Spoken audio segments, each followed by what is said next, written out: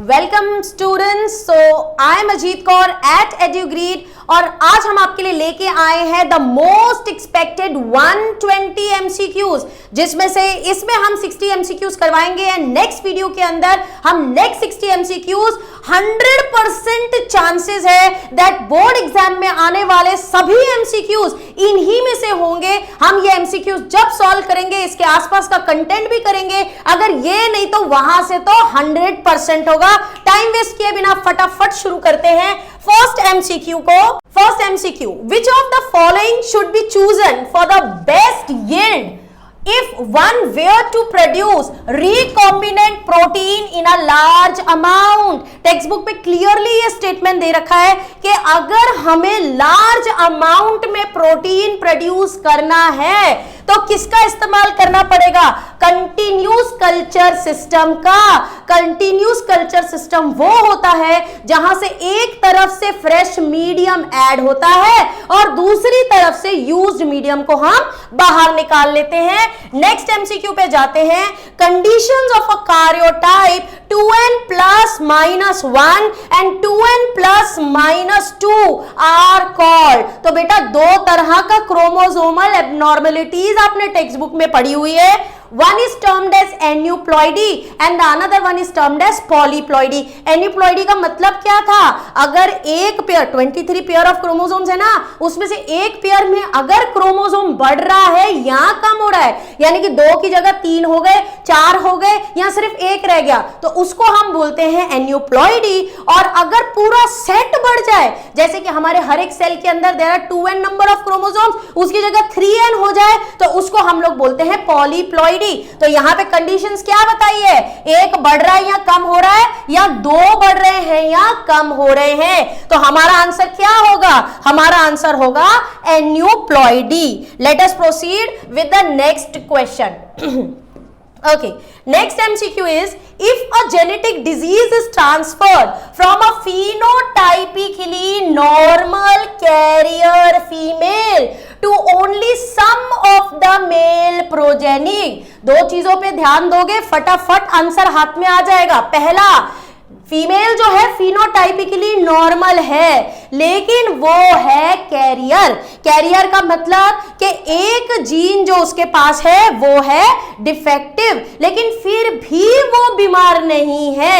इसका मतलब ये डिसऑर्डर डोमिनेंट होगा कि रेसेसिव? ये डिसऑर्डर रेसेसिव होगा। अब पता करेंगे सेकलिंग के ऑटोसोमल है, उससे सिर्फ ये डिजीज जा रही है to some of the male progeny. Haemophilia text book में दे रखा है, where most of the cases studied है, जहां पे carrier females the disease is transmitted to mostly the sons. तो कौन सा होगा इसके अंदर से? So it is sex linked recessive. Next MCQ पे चलते हैं।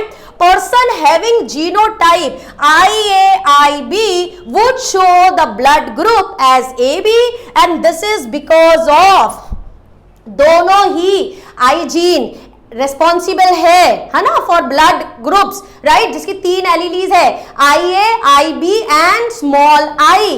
अगर IA, IB दोनों शो अप कर रहे हैं तो फिर वो किस कारण की वजह से है? So the answer is codominance. Let us proceed to the next MCQ. Next MCQ is ZZZW type of sex determination is seen in, किस में दिखता है? It is seen in birds। अब इसमें से birds कौन सी है आप खुद देख सकते हो, प्लेटिपलस, स्नेल, कॉकरोच या पीकॉक। नेक्स्ट एमसीक्यू पे चलते हैं। A cross between 2 tall plants, किसके बीच में क्रॉस हो रहा है? Between 2 tall plants resulted in offsprings having few drop plant. तो भैया कौन सा जीनोटाइप होगा दोनों पेरेंट्स का? फटाफट कैलकुलेट करो।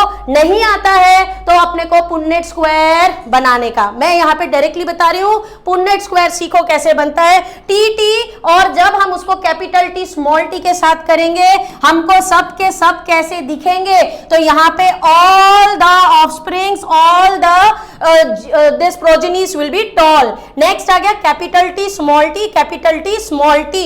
इसके अंदर जब 4 ऑफस्प्रिंग्स निकलेंगे तो 3 टॉल होंगे और एक कैसा होगा? 1 विल बी ड्रॉप। इसमें दिख ही रहा है भैया, सबके सब क्या होंगे, तो यहाँ पे ऑल विल बी टॉल, और इसके अंदर तो पता ये क्या हो गया, अगर हम उसको रेसेसिव फीमेल के साथ क्रॉस करते हैं वो हो जाता है टेस्ट क्रॉस। 50% आपको पता है इसमें टॉल मिलेगा और 50% इसके अंदर क्या मिलेगा, 50% मिलेगा ड्रॉप। क्वेश्चन क्या था, जब 2 टॉल प्लांट्स के बीच में क्रॉसिंग किया तो फ्यू ड्रॉप, इसमें से फ्यू ड्रॉप किसमें मिल रहा है, तो हमको मिल रहा है ऑप्शन नंबर बी में। नेक्स्ट एमसीक्यू की तरफ प्रोसीड करेंगे हम लोग। Okay, next is which of the following will not result in variations among the sibling? Variation, sibling यानी बहन भाई, अगर वेरिएशन नहीं आ रहा है तो कौन जवाबदार है, इंडिपेंडेंट असॉर्टमेंट हो गया तो वेरिएशन आ जाएगा, क्रॉसिंग ओवर हो गया तो भी वेरिएशन आ जाएगा, म्यूटेशन हुआ तो भी वेरिएशन आ जाएगा, तो आंसर क्या होगा, आंसर होगा लिंकेज, जिसका मतलब है कि वो दोनों जीन्स जो क्रोमोसोम पे प्रेजेंट है इतना पास है कि उनको अलग करना पॉसिबल नहीं है, जिसकी वजह से वेरिएशन नहीं आएगा। नेक्स्ट क्वेश्चन पे फोकस करते हैं, which of the following is used as a atmospheric pollution indicator? 11th में भी पढ़ा, 12th में भी पढ़ा, कौन रिस्पॉन्सिबल है, तो उसके लिए रिस्पॉन्सिबल है लाइकेंस। लाइकेंस को हम पोल्यूशन इंडिकेटर बोलते हैं क्योंकि पोल्यूटेड प्लेसेस पे वो ग्रो नहीं करता, it is sensitive to SO2, इस वजह से। आगे बढ़ते हैं with the next MCQ. Next MCQ is for the MN blood group system, MN blood group system की बात हो रही है, the frequencies of MNN, M की है 0.7 and N की है 0.3, the expected frequency of MN blood group bearing organism। देख लो भैया कौन सा लॉ आ गया, वापस से आ गया the most important law, chances है कल के पेपर में देखने को मिलेगा, हार्डी-वेनबर्ग प्रिंसिपल। फॉर्मूला क्या है, A² + 2AB + B²। अगर खाली M बोला होता इसका निकालते, अगर खाली N बोला होता तो B² फाइंड कर देते, बट उन्होंने हमें फाइंड करने को बोला है MN, तो 2 × A × B फाइंड कर दो, 2 को मल्टीप्लाई करो 0.7 से, मल्टीप्लाई करो 0.3 से, what will be your answer, percentage में कन्वर्ट करो, आंसर विल बी 42%। आगे बढ़ते हैं with the next MCQ. Antibodies present in cholesterol, किसमें प्रेजेंट है, कोलेस्ट्रॉल में, जो प्रोटेक्ट कर रही है न्यू बॉर्न को फ्रॉम सर्टन डिजीजेस। बहुत इजी है, कौन सी एंटीबॉडी प्रेजेंट होगी, कोलेस्ट्रॉल वो मिल्क होता है जो सबसे पहले बच्चा फीड करता है from the mother, ABCD A से शुरू होती है, तो हमारा आंसर हो जाएगा IgA टाइप। इसी के साथ साथ और थोड़ा सा ध्यान में रखना, IgE जो है वो प्रेजेंट होता है एलर्जी में, और IgG जो है वो प्लासेंटा के थ्रू बेबी में जाता है। Okay, let us proceed with the next MCQ. So next MCQ कौन सा है, देखें फटाफट। MCQ, how many polypeptide chains are present in the molecule of antibody. अरे कितनी बार बोला, डायग्राम को अच्छे से देखो, अरे क्लियर कट डायग्राम में दिया है, कितनी पॉलीपेप्टाइड चेन्स प्रेजेंट है यहाँ पे, ये रही एक, ये रही दूसरी, ये रही तीसरी और ये रही चौथी, फिर भी 3 टिक करके आते हैं बच्चे, बेटा ध्यान रखो, answer will be option B. Next, ABO blood group in humans are controlled by gene I, ये तो हमने पहले भी एमसीक्यू में देखा। It has 3 alleles, IA, IB and small I. Since there are 3 different alleles, 6 genotypes are there and how many phenotypes can occur?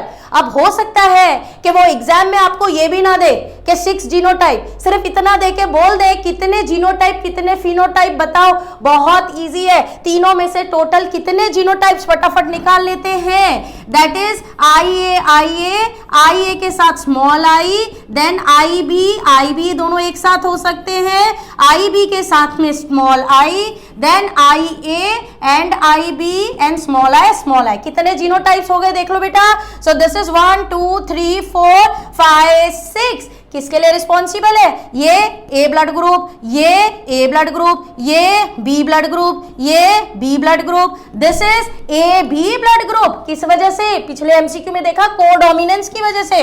और ये ओ blood group. देखो टोटल कितने फिनोटाइप्स हुए? 1 2 3 एंड 4। सो हमारा आंसर क्या हो जाएगा? आंसर हो जाएगा ए, दैट इज 4। आगे बढ़ते हैं with the next MCQ. Let us see the next MCQ. F2 generation in a Mendelian cross showed that genotypic and phenotypic ratios are same. क्या है जीनोटाइपिक फिनोटाइपिक रेशियो? 1:2:1। तो इसमें से कौन से केस को वो रिप्रेजेंट कर रही है? तो कौन से केस को देखते ही पता चल जाएगा। 1:2:1 किस में आ रहा है? Incomplete dominance. कौन सा ऑप्शन सेट होगा? Option number C, monohybrid cross with incomplete dominance. Next MCQ पे प्रोसीड करेंगे। The organisms which cause diseases in plants and animals. Microbes, disease causing microbes. 6 standard से ये तो इन्वॉल्व हो जाता है सिलेबस में। क्या बोलते हैं उनको? They are termed as pathogens. Let us proceed to the next MCQ. Next MCQ कौन सा है? फटाफट देखें। Right, the sporozoites that cause infection when a female anopheles mosquito bites a person are formed in। कहां पे focus किया है? बन कहां रही है?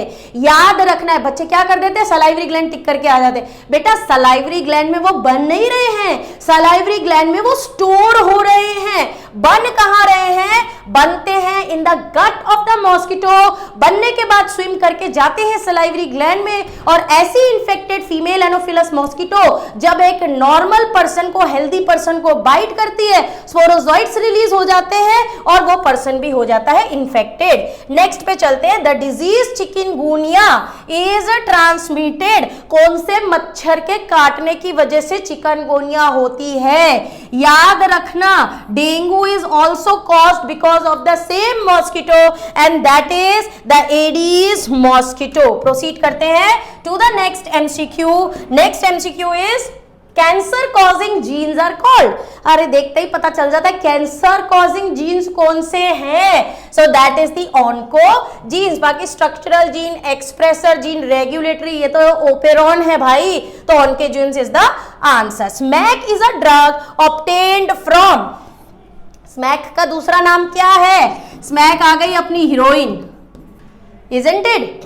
हीरोइन कैसे बनती है? हीरोइन बनती है due to acetylation of morphine. और ये मॉर्फिन कहां से निकालते हैं? मॉर्फिन निकालते हैं फ्रॉम द पॉपी प्लांट। समझ में आया? जिसका साइंटिफिक नेम क्या है? साइंटिफिक नेम है पापावेर सोमनीफेरम। सो हमारा आंसर हो जाता है latex of Papaver somniferum. Let us proceed further with the next MCQ. फटाफट देखेंगे। Restriction in restriction enzymes is refer to. Restriction खुद ही बता रहा है किसी की ग्रोथ को किसी के अंदर रेस्ट्रिक्ट करेगा।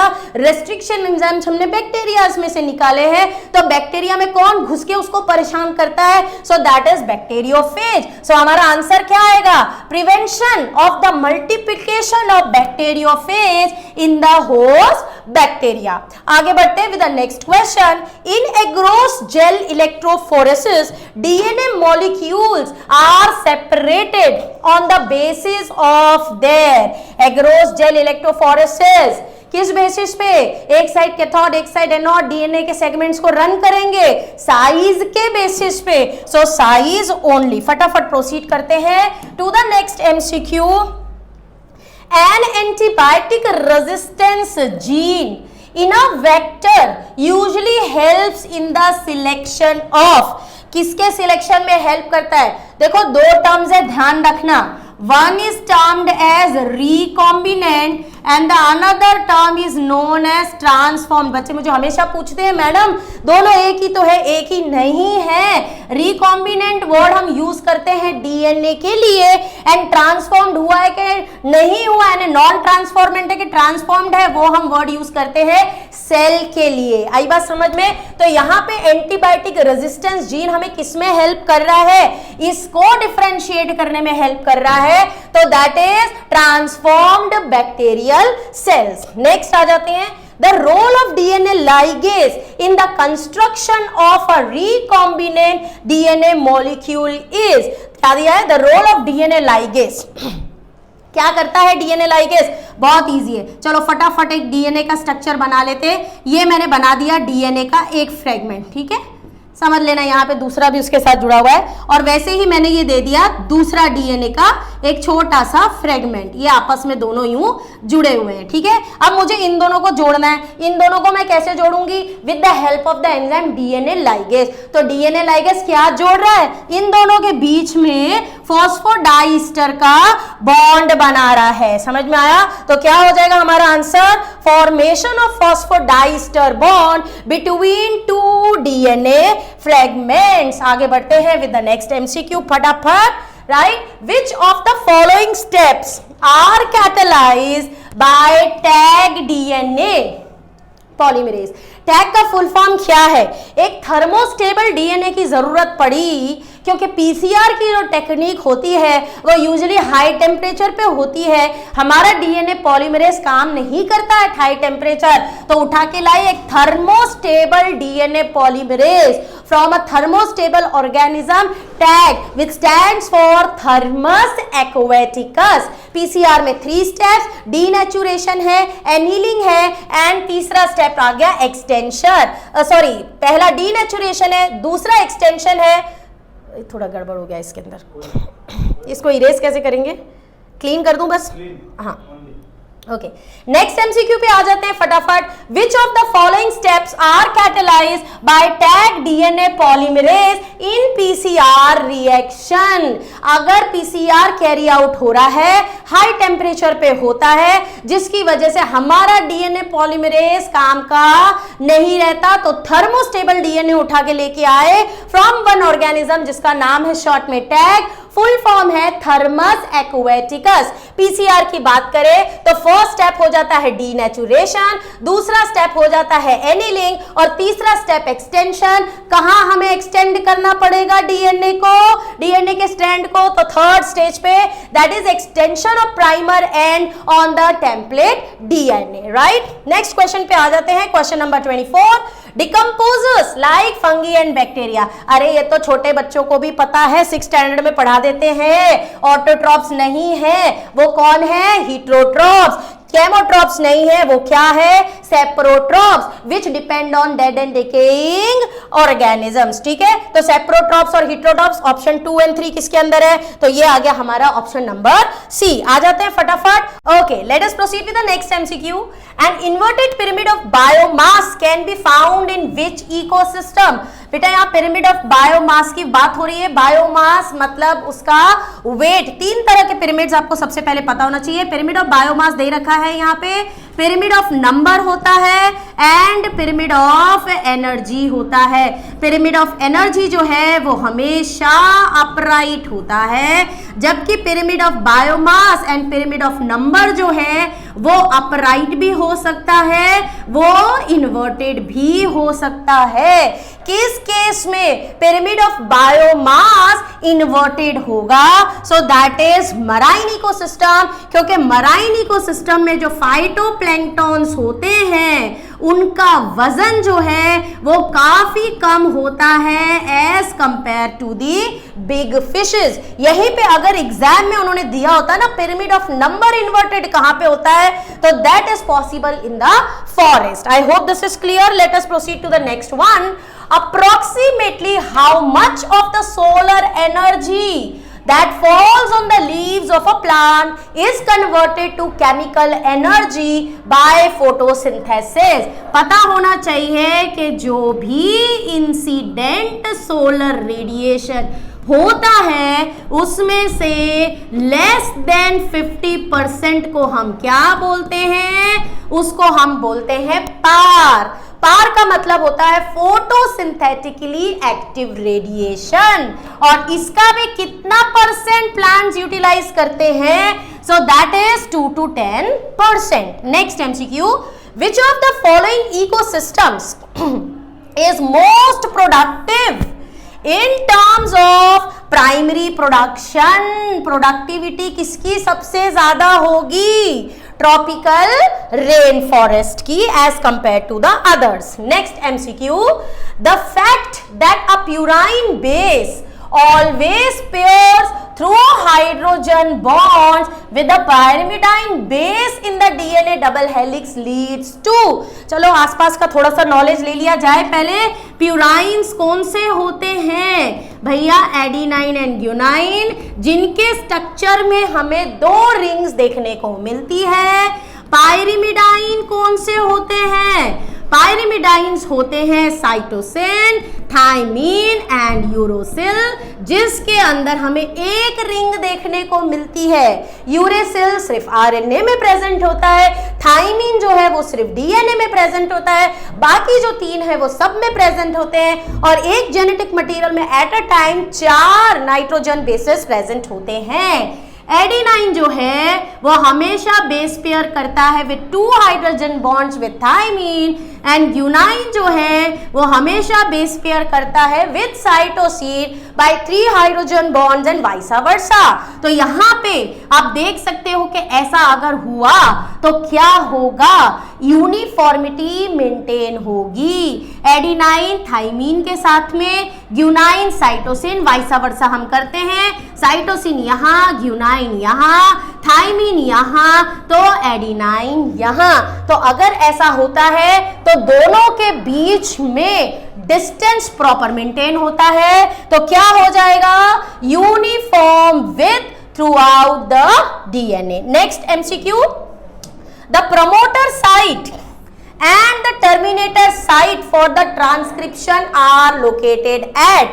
पता होना चाहिए आपको, ट्रांसक्रिप्शन की बात हो रही है, जिसका मतलब होता है डीएनए में से आरएनए बनना. और आपको तो पता ही है कि जब भी हम ट्रांसक्रिप्शन यूनिट को डिफाइन करते हैं तो जितने भी रेफरेंस पॉइंट्स हम लेते हैं वो रेफरेंस पॉइंट्स हम किस पे लेते हैं? स्ट्रेंजली हम वो कोडिंग स्ट्रैंड पे लेते हैं. उसको कोडिंग स्ट्रैंड बोला जाता है, 2 वो डिस्प्ले हो जाता है, जबकि जो दूसरा स्ट्रैंड है जिसकी पोलैरिटी 3 प्राइम टू 5 प्राइम है वो टेम्पलेट की तरह एक्ट करता है. लेकिन रेफरेंस पॉइंट लिए जाते हैं with respect to the coding strand. तो ये रहा हमारा प्रमोटर और ये रहा हमारा टर्मिनेटर. कहां लोकेटेड है? 5 prime upstream and 3 prime downstream. तो हमारा करेक्ट आंसर क्या हो गया? Option number B. Next MCQ पे प्रोसीड करते हैं. Which of the following is true with respect to genetic code AUG? फटाफट देख लेते हैं. हाँ भाई करता है कोड मिथ्योनिन के लिए, हाँ भाई इनिशिएशन कोडोन है, हाँ भाई दोनों के लिए, दोनों में सेम कोड करता है फॉर मिथ्योनिन. सो हमारा आंसर बन जाता है all of the above. Next MCQ पे आ जाते हैं. The human chromosome with highest and least number. किसमें हाईएस्ट है, किसमें लीस्ट है? क्रोमोसोम 1 में हाईएस्ट है, क्रोमोसोम Y में लीस्ट है. क्रोमोसोम 1 में कितने हैं? नंबर भी याद रखना है, 2968. लास्ट ईयर उन्होंने पूछ लिए हैं the silent features of genetic code. Chances है इस बार दैट साइलेंट फीचर्स ऑफ या तो डीएनए डबल हेलिक्स आ जाए एग्जाम में, या फिर silent features of human genome project आ जाए. इसमें कितने हैं? 231. कर लेंगे फटाफट टिक. हमारा आंसर सी. नेक्स्ट आ जाते हैं.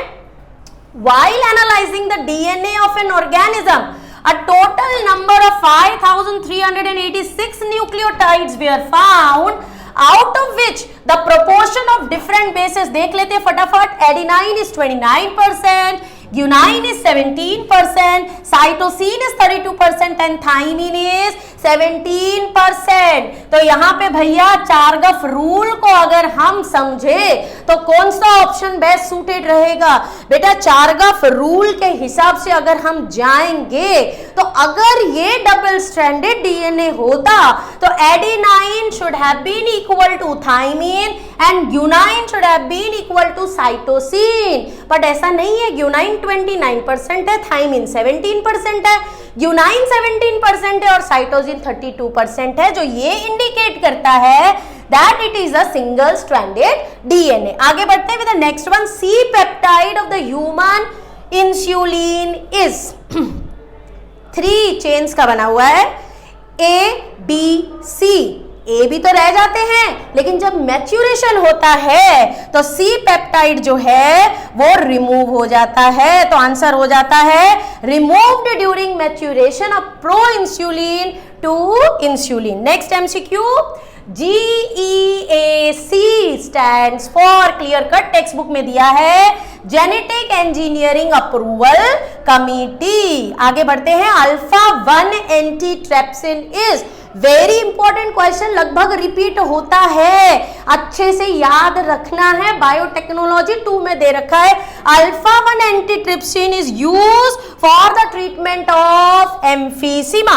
Next MCQ, choose the correct option regarding retroviruses. Retroviruses, चलो एक एग्जांपल दे देते हैं रीट्रोवायरसेस का।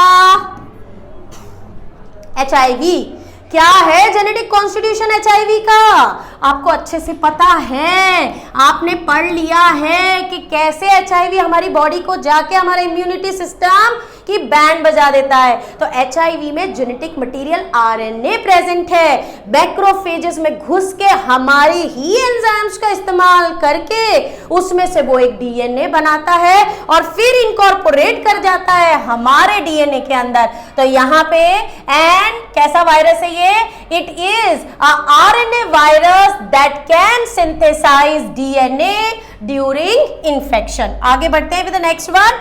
Ecological niche is, ecological niche, niche का मतलब यहाँ पे बायोलॉजी में ये है कि वो हमारी पोजीशन बताता है इकोसिस्टम में क्या है, हम क्या रोल प्ले करते हैं, हमारा क्या फंक्शनल रोल है। तो ऑप्शन हो जाता है C, the physical position and functional role of a species within the immunity. Next MCQ पे प्रोसीड करते हैं फटाफट। A population has more young individuals as compared to the older individuals। क्या होगा ऐसी पॉपुलेशन का कुछ समय में? ऑब्वियसली बच्चे बड़े हो जाएंगे, रिप्रोड्यूस करेंगे और बच्चे पैदा करेंगे, तो क्या होगा? वो पॉपुलेशन इंक्रीज करेगी। Next, which of the following would necessarily decrease the density of a population in a given habitat? कौन से फैक्टर्स हैं जो पॉपुलेशन को इफेक्ट करता है? दैट इज नेटालिटी, देन हमने देखा है इमिग्रेशन, देन हमने देखा है मोर्टेलिटी और हमने देखा है एमिग्रेशन। मीनिंग फटाफट देख लेते हैं। नेटालिटी का मतलब होता है बर्थ, इमिग्रेशन का मतलब होता है जो हमारी पॉपुलेशन में बाहर से आए, number of individuals were added. Mortality का मतलब होता है डेथ एंड एमिग्रेशन का मतलब होता है यहां से उठ के इसी पॉपुलेशन में से वो कहीं और चले गए। तो कौन इनमें से रेस्पॉन्सिबल है डिक्रीज करने के लिए डेंसिटी को? So that is mortality and emigration. So that is option number C. आगे बढ़ते हैं with the next MCQ. Next MCQ is what parameters are used for tiger census in our country's national park? भैया देख के गिनने जाएंगे तो वो हमें खा लेंगे। तो क्या करना है? उनके पग मार्क्स को या फिर फीकल पैलेट्स को देखा जाता है और अकॉर्डिंगली सेंसस लगा लिया जाता है, भैया इतने टाइगर होंगे इस जगह। Next MCQ, Amensalism is an association between two species. मस्त क्वेश्चन है पॉपुलेशन इंटरेक्शन में से, ये फटाफट देख लेते हैं। 6 टाइप्स के पॉपुलेशन इंटरेक्शंस बता रखे हैं। पहला कौन सा भैया? प्रिडेशन। किस तरह का रिलेशनशिप शो करता है? एक को बेनिफिट होता है, एक को नुकसान, क्योंकि प्रेडेटर प्रे को खा जाता है। दूसरा कौन सा? दूसरा आ गया कॉम्पिटिशन। कॉम्पिटिशन में क्या होता है? जब दो जने लड़ते हैं तो समटाइम्स दोनों को ही नुकसान होता है। Both the species are harm. आगे बात करते हैं next one, that is parasitism. Same as predation, एक को तो फायदा हो रहा है, दूसरे को क्या हो रहा है? नुकसान हो रहा है। पैरासाइटिज्म के बाद उन्होंने नेक्स्ट बता रखा है, that is in the text book they have given mutualism. Mutualism में तो आपको मालूम है दोनों को ही बेनिफिट होता है, क्योंकि ये एक तरह का सिंपैथिक एसोसिएशन होता है। Then there is commensalism. Commensalism में एक स्पीशीज को तो बेनिफिट होता है बट दूसरी न्यूट्रल रहती है, उसको कोई फर्क नहीं पड़ता कि वो दूसरा स्पीशीज वहां पे प्रेजेंट है कि नहीं। एंड लास्ट हमारा वाला, दैट इज एमेंसलिज्म, जहां पे एक स्पीशीज को तो बेनिफिट तो यहां पे किसी को नहीं हो रहा है, तो एक स्पीशीज को यहां पे क्या हो रहा है? नुकसान हो रहा है, और दूसरी स्पीशीज जो है न्यूट्रल है। जैसे अगर तुम्हें याद हो, अलेक्जेंडर फ्लेमिंग ने माइक्रोब वाले चैप्टर में दिया है ना, क्या किया था? किसको खोजा था? पेनिसिलिन को। एक्सीडेंटली जब उसने अपनी अनवॉश्ड ट्रे के अंदर जब उसने बैक्टीरिया को उगाना शुरू किया, बैक्टीरिया ग्रो नहीं किया। कौन सा माउल्ड वहां पे ग्रो कर रहा था? Penicillium notatum. उसको कोई फर्क नहीं पड़ता था कि बैक्टीरिया ग्रो कर रहा है कि नहीं, लेकिन बैक्टीरिया स्टेफिलोकोकस ग्रो नहीं कर पा रहा था। तो हमारा सही आंसर क्या है? One species is harmed and the other is unaffected. Next MCQ पे जाते हैं।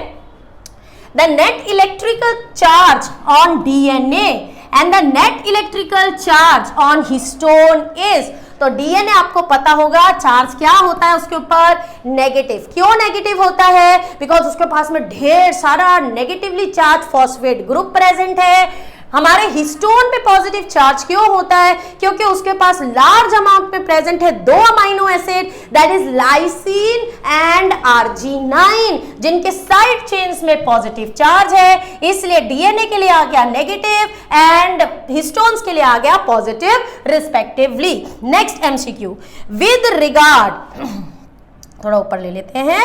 Next MCQ is with regard to mature messenger RNA in eukaryotes। अब ये थोड़ा सा डिटेल में आपको पता होना चाहिए, ठीक है। सबसे पहले हमारे में कौन से जीन्स देखने को मिलते हैं? हमारे में आपको मालूम है ना, मोनोसिस्ट्रॉनिक जीन्स देखने को मिलते हैं, जबकि प्रोकैरियोट्स के अंदर पॉलीसिस्ट्रॉनिक जीन्स। पॉली का मतलब क्या है? वहां पे बहुत सारे जीन्स एक साथ प्रेजेंट होते हैं, एक प्रमोटर एक टर्मिनेटर के बीच में। हमारा मोनोसिस्ट्रॉनिक जीन है, यानी एक प्रमोटर एक टर्मिनेटर के बीच में एक ही जीन प्रेजेंट होगा।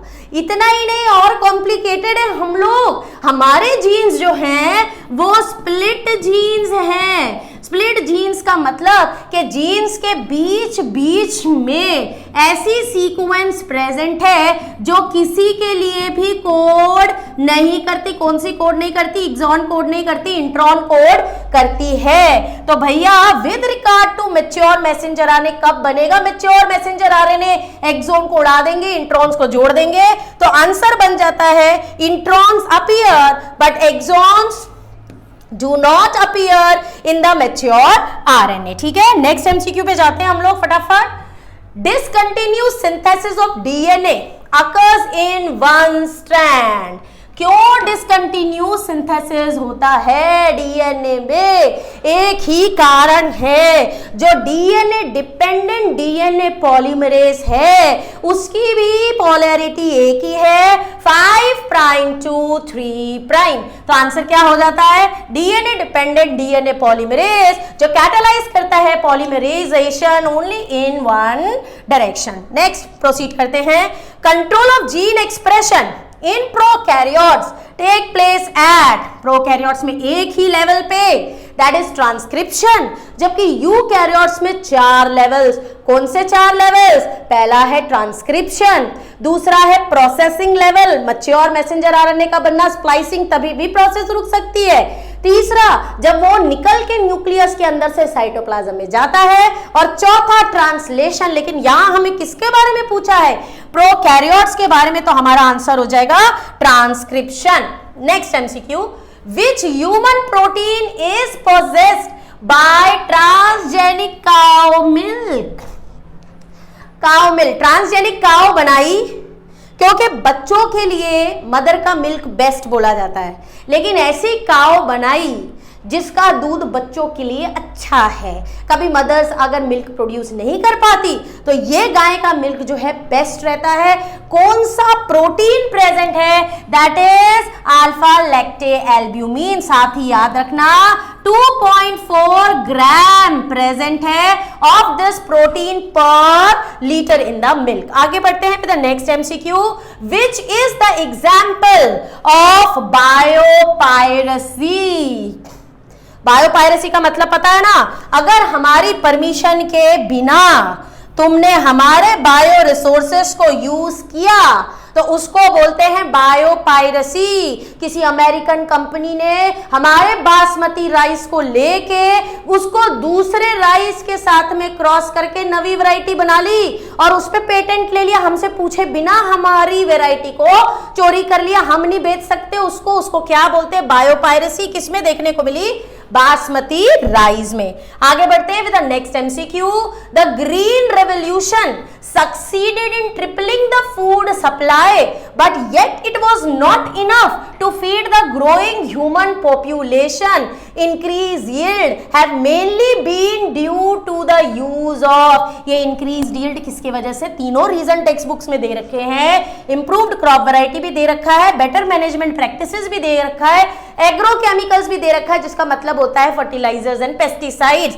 लेकिन मेनली टेक्स्ट बुक में हाईलाइट किया है इन दोनों की वजह से है, तो हमारा ऑप्शन हो जाता है बी। नेक्स्ट एमसीक्यू पे आ जाते हैं, strategies used to prevent nematode infection of tobacco roots. Biotechnology 2 में उन्होंने दे रखा है एग्रीकल्चर वाले पोर्शन के अंदर ही, पहला बीटी कॉटन, दूसरा टोबैको प्लांट में नीमेटोड का इन्फेक्शन वाला टॉपिक। कौन है जवाबदार? आरएनए इंटरफेरेंस, जिसको हम शॉर्ट में आईआरएनए करके भी लिखते हैं। करते क्या है इसमें? याद रखना है, इसमें होती है साइलेंसिंग। किसकी साइलेंसिंग? तो साइलेंसिंग ऑफ मैसेंजर आरएनए। किसका? नीमेटोड का। कैसे क्या भैया? भैया कॉम्प्लीमेंट्री डबल स्ट्रैंडेड डीएनए का इस्तेमाल करके। किसका? कॉम्प्लीमेंट्री डबल स्ट्रैंडेड आरएनए का इस्तेमाल करके। तो ये याद रखना है, ये भी एग्जाम में आता है कि कैसे हम आरएनए इंटरफेरेंस में साइलेंसिंग करते हैं मैसेंजर आरएनए की, तो by the use of complementary double stranded RNA. आगे बढ़ते हैं with the next MCQ, what is the correct pair? चलो भैया, बहुत कंफ्यूजन, याद ही नहीं रहता ये कंटेंट में हम कैसे याद करें, बता रही हूं आज एक ट्रिक, याद कर लीजिए, ठीक है? आपको मालूम है ना ABAC ये दे रखा है, बी पहले आता है सी से, ABC आता है, हम बी से स्टार्ट करेंगे। 3 दे रखे, cry 1AB, okay, then there is cry 2AB और फिर सी आ जाएगा क्राई 1AC।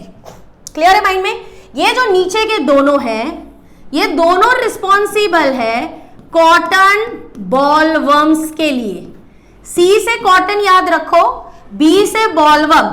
अब इसके लिए भी तो कॉर्न बोरर है, तुम बोलोगे कैसे याद रहेगा? Double L bollworms. आई बात समझ में? अब देख लो अकॉर्डिंगली आपका ऑप्शन क्या है। Cry 1AB for cotton bollworms, no it is for corn borer. Cry 1AC for cotton bollworms, yes cry 1AC is for cotton bollworms. Cry1AC, corn borer, no, it is for cotton bollworm. Cry2AB for corn borer, no, Cry2AB is for cotton bollworms. तो इस तरीके से आप content को याद रख सकते हैं। आगे बढ़ते हुए the next one, how many transgenic varieties of basmati rice are grown in India? Basmati की कितनी वेराइटीज है? वैसे बासमती की 2 लाख वेराइटी है, लेकिन यहां पूछा गया है ट्रांसजेनिक वेराइटीज कितनी है? 27 डॉक्यूमेंटेड ट्रांसजेनिक वेराइटीज है बासमती राइस की हमारी इंडिया में। सो हमारा ऑप्शन हो जाता है option D, that is 27। Next MCQ पे चलते हैं। If in a population natality is balanced by mortality then there will be, अब आपको अच्छे से पता है natality माने बर्थ, mortality मतलब डेथ, मरे उतने जितने पैदा हुए, तो क्या होगा पॉपुलेशन में? क्या वो डिक्रीज हो जाएगी, जीरो ग्रोथ होगा, इंक्रीज हो जाएगी कि ओवर पॉपुलेशन होगा? जीरो, ना बढ़ रही है ना घट रही है, राइट। आगे बढ़ते हैं with the next MCQ. Genetic drift operates in, I hope you know, genetic drift is responsible for evolution. It is responsible for bringing variation in the population. वो हमेशा ऑपरेट होती है स्मॉल आइसोलेटेड पॉपुलेशन में। एक बड़ी सी population में से एक छोटा सा ग्रुप अलग हो गया, कुछ ऐसी सिचुएशन आई, त्रासदी आई, जिसकी वजह से उसके अंदर से भी कुछ उड़ गए ऑर्गेनिजम्स। अब वो छोटी सी पॉपुलेशन में वैसे ही कम जेनेटिक डिफरेंसेस थे, अब उसमें से भी कुछ उड़ गए, जिसकी वजह से क्या होगा, और भी ज्यादा वेरिएशन आएगा, एक न्यू स्पीशीज बन जाएगी। न्यू स्पीशीज बनाने के लिए जेनेटिक ड्रिफ्ट रिस्पॉन्सिबल है, स्मॉल आइसोलेटेड पॉपुलेशन में ऑपरेट होता है। नेक्स्ट एमसीक्यू पे जाते हैं। इन ए सिम्प्टोड स्टेट पॉपुलेशन इज, वर्ड किसके अंदर आ रहा है? ग्रोथ पैटर्न दिखा रहा है। कौन सा ग्रोथ पैटर्न भैया? लॉजिस्टिक ग्रोथ की बात हो रही है। लॉजिस्टिक ग्रोथ में पता है ना, पहले क्या आता है?